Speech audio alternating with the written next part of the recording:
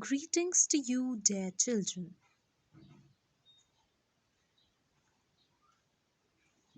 This is the book of 8th standard, English for the New World, Reader 8, and we are going to learn today the second chapter of this book. That's MIKE Teavee. The name of the chapter is MIKE Teavee. Now, this poem is written by ROALD DAHL, and ROALD DAHL is one of the most prolific modern writers in English and is well known as a children's author.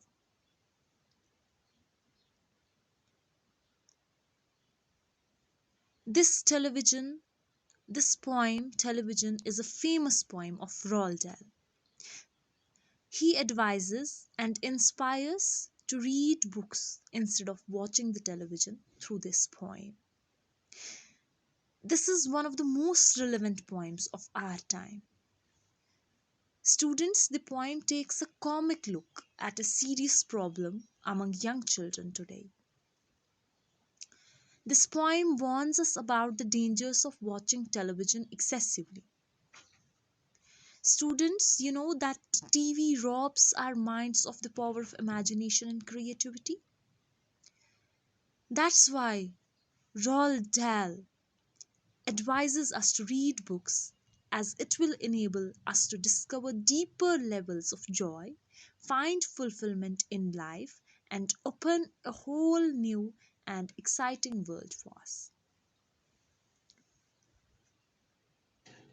Let us read the poem stanza by stanza, and then I will summarize the whole poem stanza by stanza.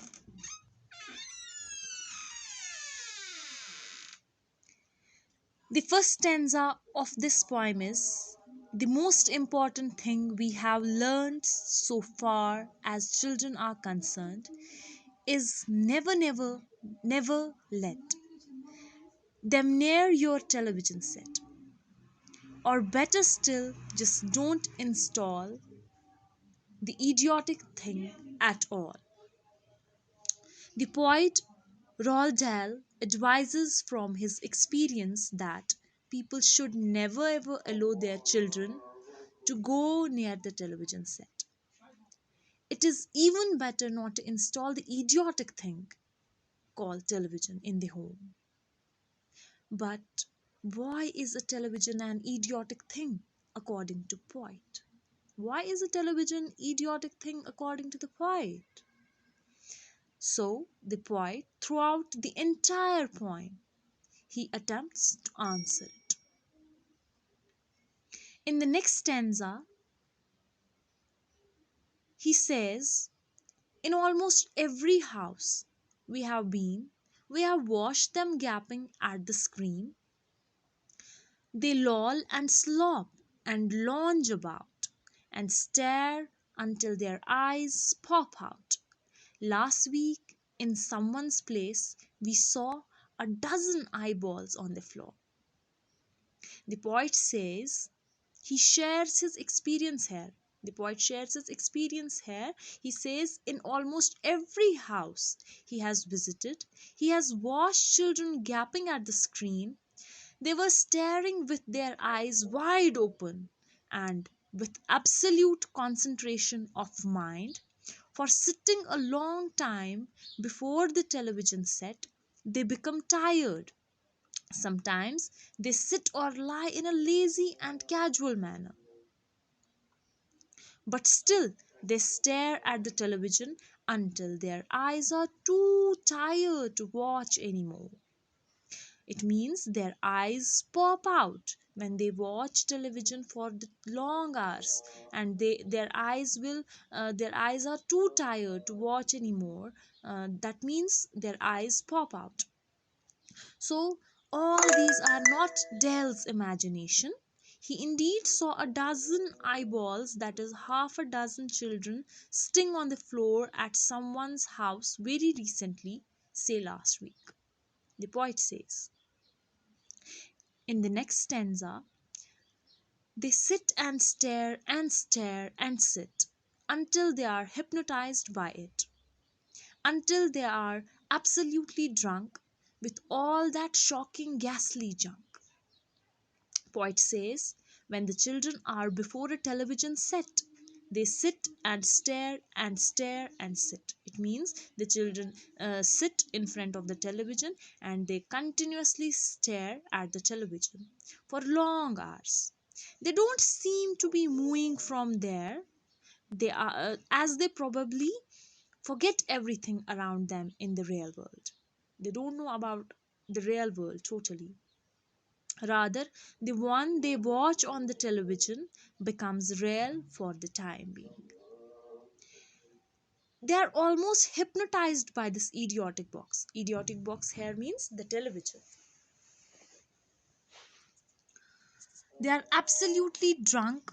Their minds are filled with those shocking, ghastly junk which is in the television, which are mostly unreal and inappropriate for the age. Those TV shows kill their valuable time and make them lazy with no room for their physical play and exercise. Their students, Roald Dahl, wants to say that they have no scope of spending time with books and nature and interacting with others, their minds filled with the images and stories of a virtual world are compared to a drunk man's imaginary world in an apt metaphor here. Then in the next lines, oh yes, we know it keeps them still.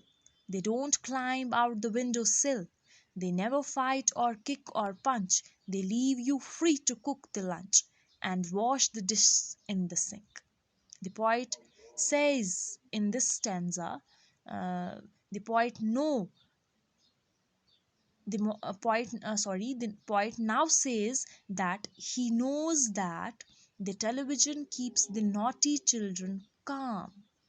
When they are in front of a TV set, the children's they are in front of the TV set, they no more do mischievous things like climbing out the windowsill, fighting with each other, kicking and punching with each other. They are not doing these things. They let the mother free to cook and lunch and wash the dishes in the sink without any disturbance. That means they don't disturb their mothers too when they are watching the television. But they can't be an excuse. This is not an excuse to let them sit before a TV, before a television, because the poet thinks that the idiotic device does more harm than good. It doesn't mean that they don't disturb their mothers and they will let them sit before the television, because television is an idiotic device. Poet thinks that the idiotic device does more harm than good. In the next lines, but did you ever stop to think, to wonder just exactly what this does to your beloved thought? It rots the sense in the head. It kills imagination dead. The poet says, now poet asks here the parents whether they ever spend a moment to think exactly what harm this television does to their loving children. He himself answers it in a brilliant way. The poet answers this question in a brilliant way. Watching the television regularly damages the sense in the head of the children.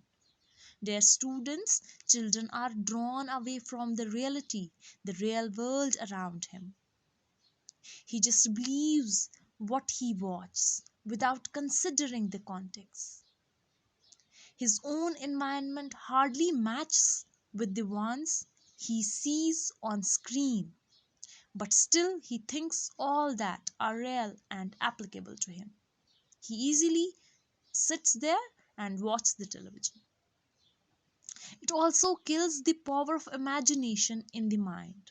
The television kills the power of the imagination in the mind of the children.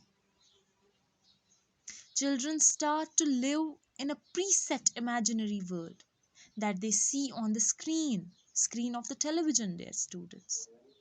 They slowly lose their own creativity, thinking, their own imagination, though what TV shows display are mostly fictional.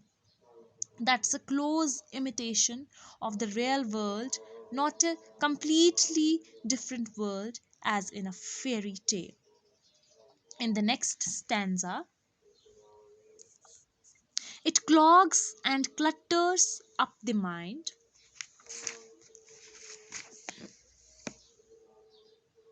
It makes a child so dull and blind. It means Roald Dahl continues to argue on how television affects a child's mind. Children watch different shows on different channels. Sometimes there are contradictory ideas. Sometimes it doesn't match with reality and they are surprised. Thus, these things clog and clutter up the mind, mess up the organized ideas and thoughts of the children. Moreover, the children forgets to think on his own.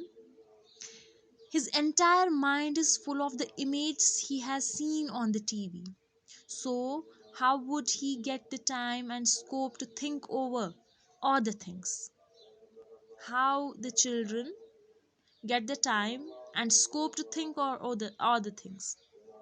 His important time is wasted in the thoughts that are fictional and not related to his own life. Thus, his study and thoughts on how to improve his skills and personality are neglected.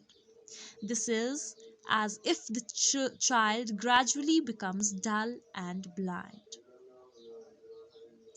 In the next lines, he can no longer understand a fantasy, a fairy land. The poet says that due to the imposed limitation on thoughts, the children can no longer understand a fantasy or a fairy tale. They can't extend their imaginative power to that level. They are now used to see an image of the likely real world, a virtual reality. That's a virtual reality. In the next lines, he says, his brain becomes as soft as cheese, his powers of thinking rust and freeze. He can't think, he only sees. He cannot think, he only sees. Roald Dahl now opines that by watching television, the brain becomes soft like cheese. The brain becomes soft like cheese. The brain of the children becomes soft like cheese by watching the television. Children now believe everything they watch or hear on the TV. They can't find their own logic to analyze and interpret a thing. They can't, when they watch the TV, they can't find their own logic to analyze and interpret the other things, their own things. The power of thinking, the thought process freezes and gets rusty because of this television. They can't think on their own. All they do is watching and believing what others say on television. In the next lines, poet says, all right, you will cry, all right, you will say, but if we take the set away, what shall we do to entertain our darling children? Please explain. Now, the poet says that he knows what the readers or especially the parents would ask him, what the readers and parents will ask the poet. They pose the question. The question is how parents shall entertain their affectionate children if they take the TV set away from them. The poet has the answer in the following lines. Poet has the answer for those parents and those readers for these lines. The answer is, poet says,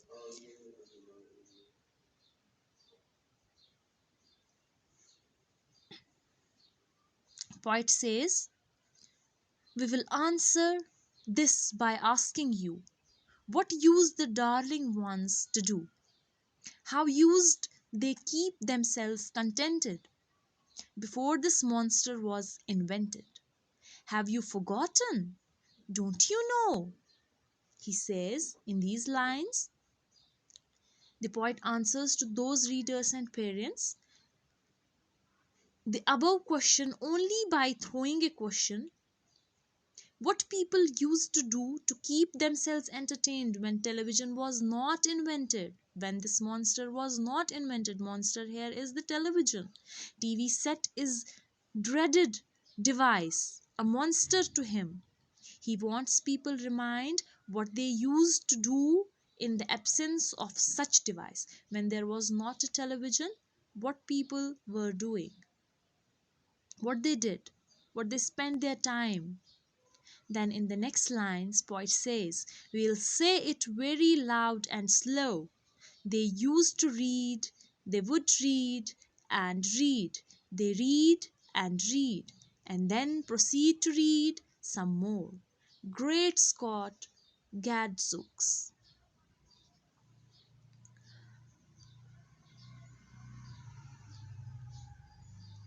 You know, one half their lives was reading books. The poet says, the poet himself reminds us that children in earlier times used to read lots of books. Surprisingly, people then spent half of their lifetime by reading books. Great Scott, Gadzooks is an expression of surprise or amazement. They read books with the amazement. They read books with the surprise. This was the poem by Roald Dahl. I hope you understand. Thank you for the patient listening.